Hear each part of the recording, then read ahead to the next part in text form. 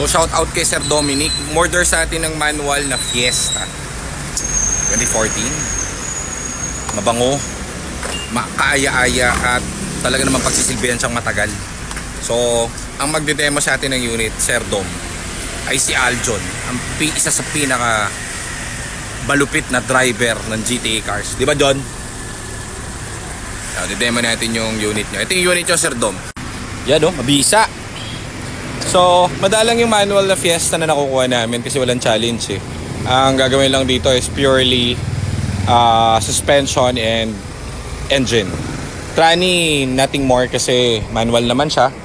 So, galing na to sa paint shop, pinabuff and everything para yung mga hairline scratches ay pumino. Kaya medyo may mga puti-puti pa siya. I-finishing ni Aljon lahat yan.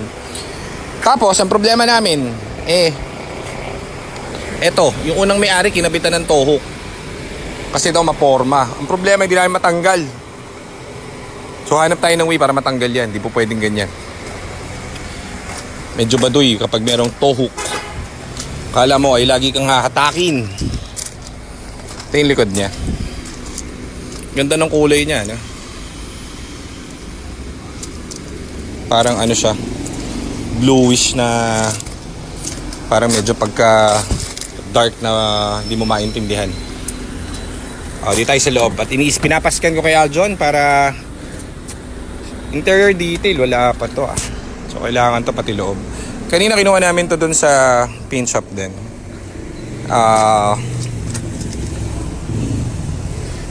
Medyo marumi pa yung loob. So ito si Aljon, isa sa pinakamabisa.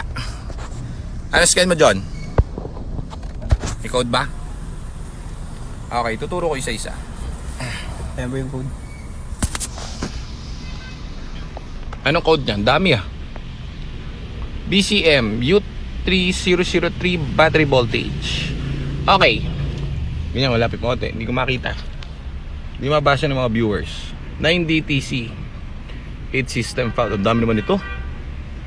Monitoring processor, throttle pedal, system voltage. Okay. Ganito, tuturuan ko kayo paano magbasa ng OBD. Eto kasi, di lang sa paint shop, kakakuha lang, di ba, John? Apo. So, syempre sa paint shop, hindi yan, kumbaga, di ginagamit kasi pinipinturahan. Di naman sila magbubukas ng engine dahil di sila gumagawa. So, kapag sa OBD nakita nyo, puro battery voltage, ayan 1.6 less than 7 volts. Kapag ang lumabas dun sa code puro volts, system voltage low, puro voltage low, imposible na lahat yan magkakaroon ng problem. Ang isang magiging problem niyan is nalobat yung kotse. Kasi lahat ng module na nakikita nyo rito is pinapower ng 12 volts battery.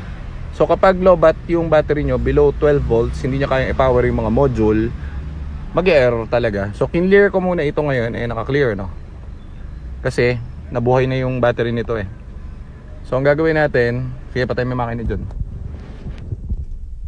On mo. Sige, start. Gas mo. Sige, gas. Up. Scan mo ulit. Pag may lumabas dito na error, scan mo ulit. May lumabas din na error. Yun talaga, error na yun. Ganyan, tumingin ng scan.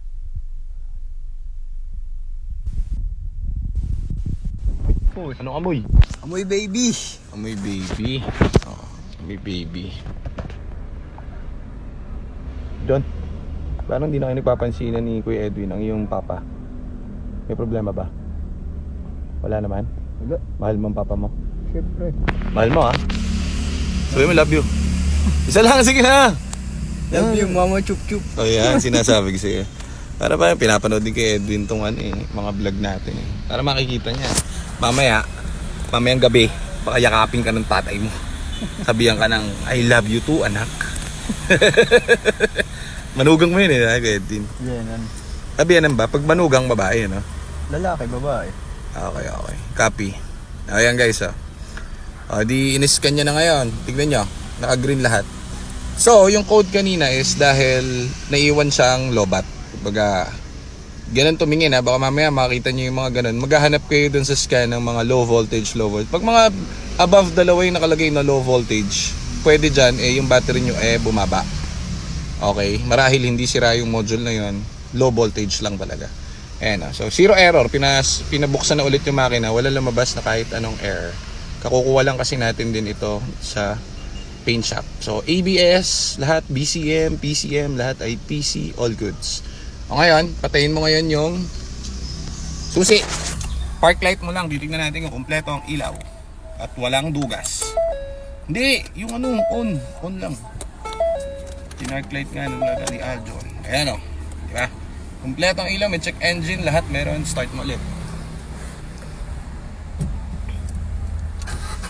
Nice! Aircon, malamig? Malamig yan. Copy!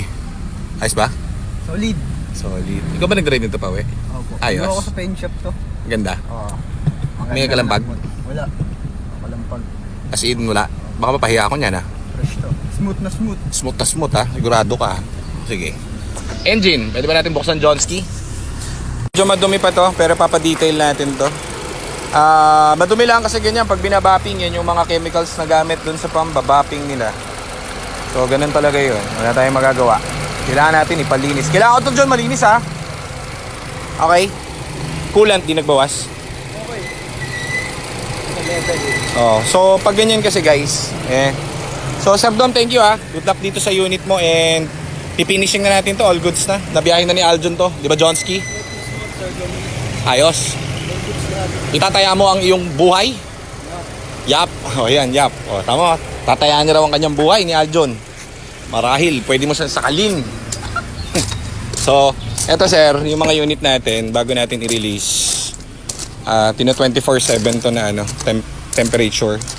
So pansinin nyo rito, andito yung isa nating Fiesta na puti, i-release din to.